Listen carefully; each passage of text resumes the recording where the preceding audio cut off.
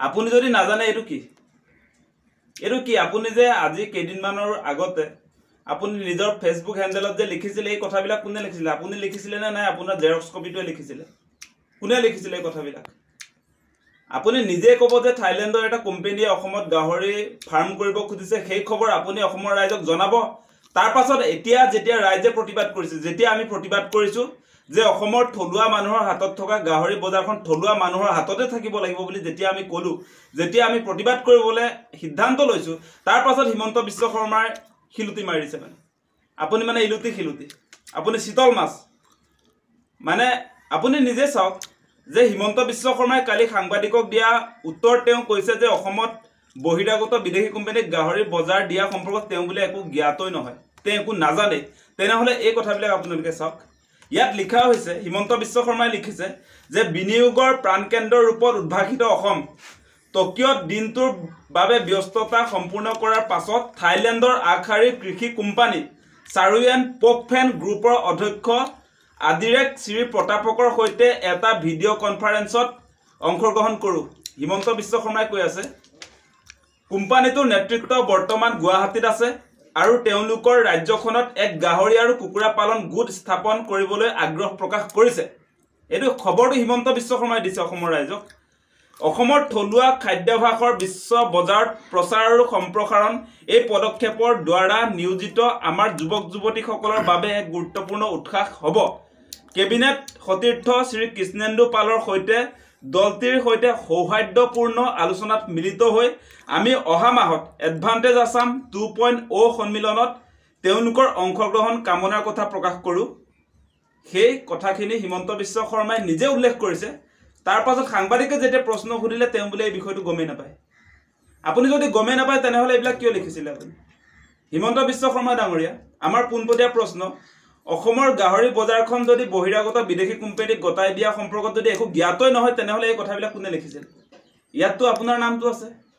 যে হিমন্ত বিশ্ব শৰ্মা আপোনাৰ ফেসবুক হ্যান্ডেলত এই কথাবিলাক আমি পাইছো এনেকৈ আসলতে মানুহক কেতিয়াও ঠগিবলৈ যত্ন নকৰিব এতিয়া যেতিয়া আমি ৰাইজৰ বিপদৰ সময়ত ৰাইজে যেতিয়া আমাক কৈছে যে গাহৰি পালক সন্থাই যেতিয়া আমাক কৈছে যে আমাৰ বজাৰখন ইতিমধ্যে থাইল্যান্ডৰ কোম্পানীৰ হাতলৈ গুচি যাব সেই আশংকা কৰি আমি প্ৰতিবাদ কৰিছো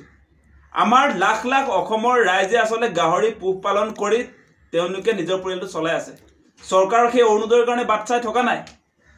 আজি বহুত মানুহে আপোনালোকে জানে নিজৰ ঘৰত সৰু সুৰাকে হলেও গাহৰি ফাৰ্ম কৰিছে সেই টকাৰে নিজৰ ল'ৰা ছোৱালীক আপোনাৰ পঢ়ুৱাইছে বেমাৰত চিকিৎসা কৰাইছে গতিকে সেই বজাৰখন যদি থাইল্যান্ডৰ কোম্পানীৰ হাতত তুলি দিয়া হয় তেতিয়া হলে আমাৰ এই মানুহখিনিক পেটে ভাতে মৰা নহবনে সেই প্ৰশ্ন আমি উত্থাপন কৰিছিলো আৰু তেওঁ আমি যেতিয়া প্ৰতিবাদ কৰিবলৈ আগবাঢ়িছো আমি যোৱাকালিও প্ৰতিবাদী কাৰ্যসূচী ৰূপায়ণ কৰিছো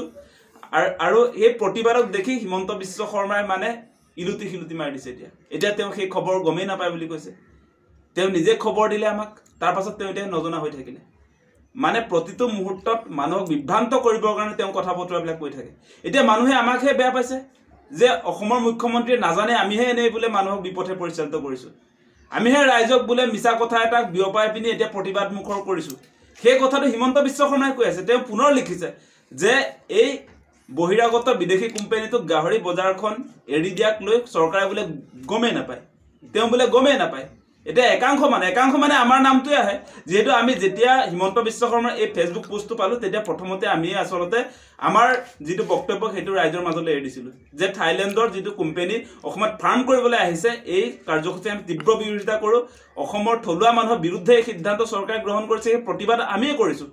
গতিকে আমাক এতিয়া দুখাৰ কৰিছে হিমন্ত বিশ্ব শৰ্মাই